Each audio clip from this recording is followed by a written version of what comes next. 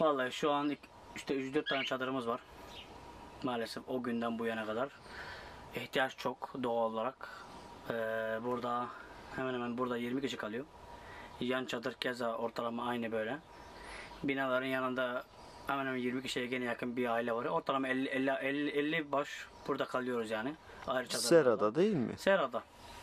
Zaten hiçbir şekilde devletimizden çadır ihtiyacı gelmedi. Sağ olsun hayırseverler çok. Eksik olmasın. Allah razı olsun hepsinden. Hepsi yardım geliyor şu ana kadar yani. Gıda olsun, çocuklarımıza üst olsun. Ellerinden geleni yapıyor ama sıkıntımız işte büyük olan şey çadır yok. Arabada kalan var bizim ailede mesela. Şu ana kadar daha bir tane çadır gelmedi. Bazılarını görüyoruz. 3'er 4'er tane alan var ya. Pencere olan var mesela. Kişisel babında söylüyorum. Gündüz herhalde burada kalmıyorsunuz değil mi? Gündüz yok. Gündüz ne olur ne olma diyetine. Dışarıdayız. Bir de çok sıcak. Çok sıcak zaten. Zaten sabaha karşı soğuk oluyor. Çocuk var mı içinde? Çocuk var. Yaşlılar da var. Yaşlılar da var. 70 yaş ve üzeri yani. Depremin ilk sıkıntı günde aslında- bu yana mı buradasınız Aynen. yoksa? 6'sından bu yana. Sabaha karşı zaten o soğukta dışarıda kaldık. Çadır başvurusu yaptınız mı? Vallahi ben şahsen yaptım. Çoğu yapan da oldu. Yani şu Ne ana kadar dediler? alan 1-2 kişi herhalde vardı benim ailede bildiğim.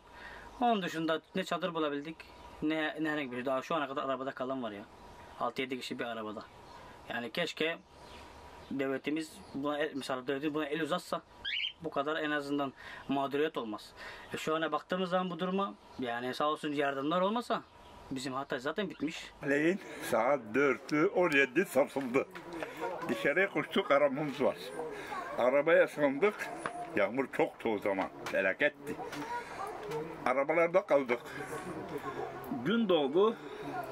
Yağmur dindi. Nereye gideceğiz? Ben bunu domates ekiyordum. Kenetledik. Yine sığındık. Seraydı değil mi burası? Seraydı burası. Sera, domates serası. Sildik ve yaşadık 3-4 gün. Sonra dışarıda kendi imkanlarımızla bu mavi çadır yaptık, yaşadık. Yani iyi yaşamadık. Keşke jandarma gelseydi, keşke polis gelseydi. Bir haftaya kadar kimse, bugüne kadar kimseyi görmedik daha ki. Ha, asker yoldan geçiyor gidiyor. Başka bir şey yok. Bunları bitir, selam söyle bizim başkanımıza. İşte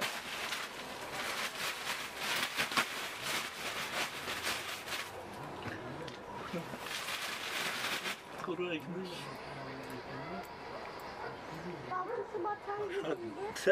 Sen olsan ne yapardın?